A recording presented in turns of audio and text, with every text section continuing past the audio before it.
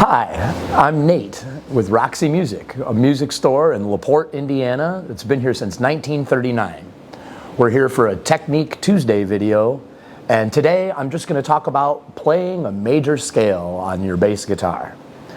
Stick around and we'll have some fun.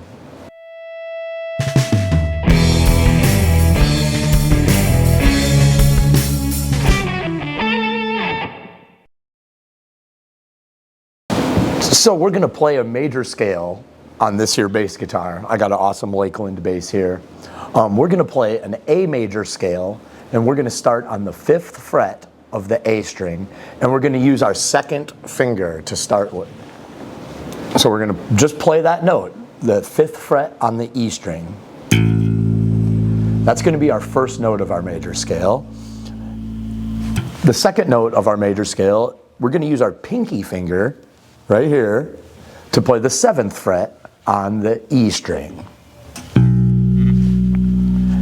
The second note of the major scale is going to be the 4th fret of the A string, and as you can see, if I keep my fingers on this 1 finger per fret alignment, that puts my first finger right there on the 4th fret on the A string.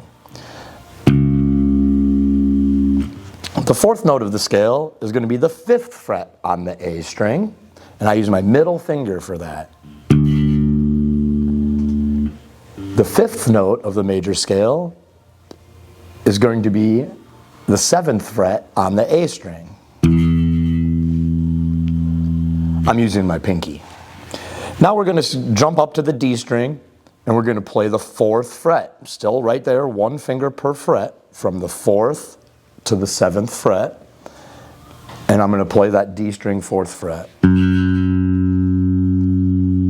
The next note after that, the 7th note of the scale, is going to be the 6th fret on the D string, and we're going to use our ring finger to play that. And finally, the last note of the major scale is going to be the same note as our root, and it's going to be the 7th fret of the D string. Using my pinky for that one. So if I play that whole scale from top to bottom for you, it sounds like this.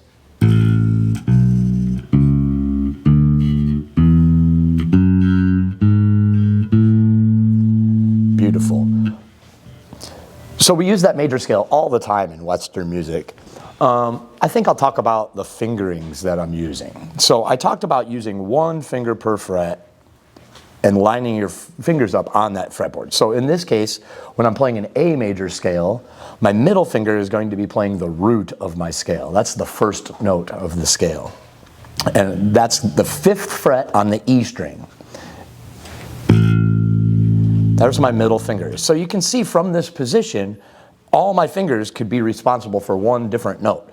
My pointer finger could play the 4th fret, my middle finger plays the 5th fret, my ring finger plays the 6th fret, and my pinky finger plays the 7th fret. So I have 4 frets right in a row that I can play, all right there on that string. So, moving from string to string, each finger will still be responsible for that same fret. So even if I move to the A string, my pointer finger plays the 4th fret, my middle finger plays the 5th fret, my ring finger could play the 6th fret, and my pinky finger could play the 7th fret.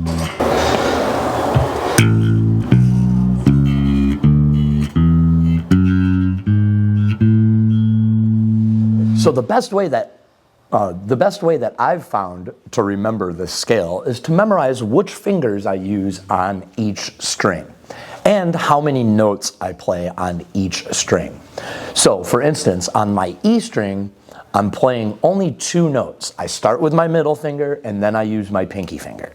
I don't have to worry about what frets they are because I know that each finger is responsible for its own fret. I know exactly what frets those are going to fall on just from where I lined my hand up to begin with. So if I play middle finger, then pinky finger on the E string, that's the first 2 notes of my major scale.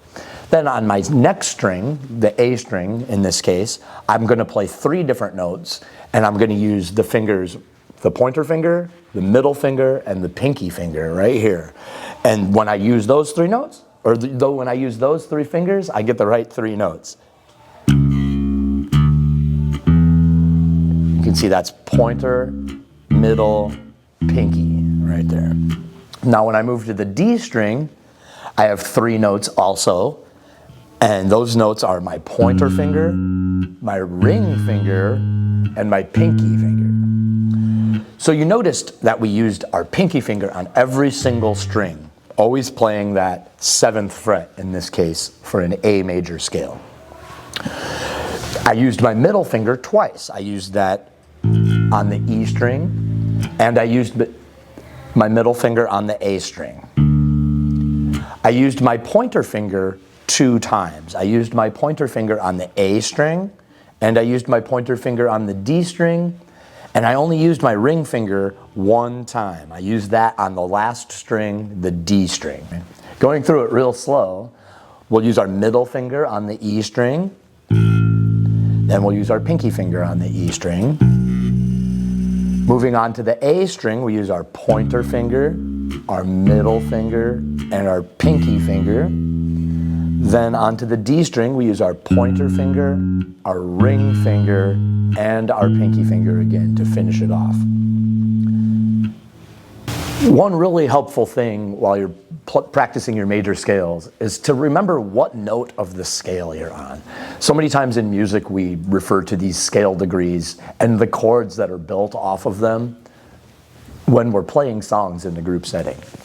So if I think 1, 2, 3, 4, 5, 6, 7, 8, that really helps me. And that helps me remember my fingering too. So I remember which finger I need to use for each note of that scale. My middle finger plays the 1st scale degree. My pinky finger plays the 2nd scale degree. My pointer plays the 3rd. Middle plays the 4th. Pinky plays the 5th. Pointer plays the 6th, ring finger plays the 7th, and my pinky finger plays the 8th note of the scale. The interesting thing about the 8th note of the scale is that it's the same note as the 1st note. We call that distance from the 1st note of a major scale to that last note an octave, and it sounds like this. So the last thing I want to talk about today is that once we memorize this pattern, this shape that we can use to play a major scale, we can actually move that anywhere on the A string or the E string. So we were just on the E string, but we could also start on any fret on the A string, as long as we start with our middle finger and remember to keep 1 finger per fret for 4 frets in a row. I'm going to arbitrarily start on the 7th fret on the A string. In this case, that's going to give me an E major scale.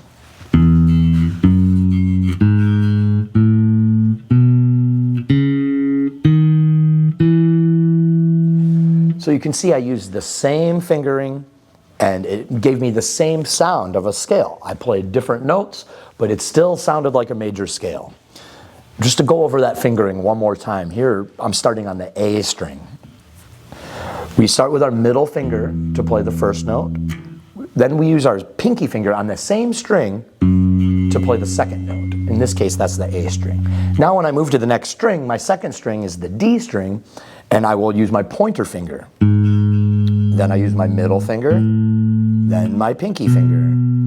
That's all on the D string, and now finally the G string is the last string for this scale, and we use our pointer finger, our ring finger, and our pinky finger. And that gives us a major scale. So here's an E major scale.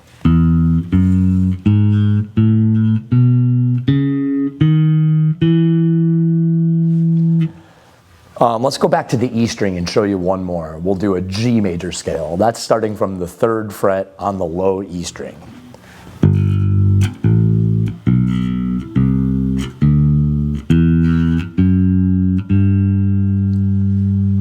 All right, well hopefully you found some things that you could help make your bass playing a little bit better here in this video. Thanks for sticking around and thanks for watching. Make sure you subscribe to our YouTube channel and like all our videos, and you can always check out roxymusic.com to see what kind of cool stuff is going on. Thanks a lot.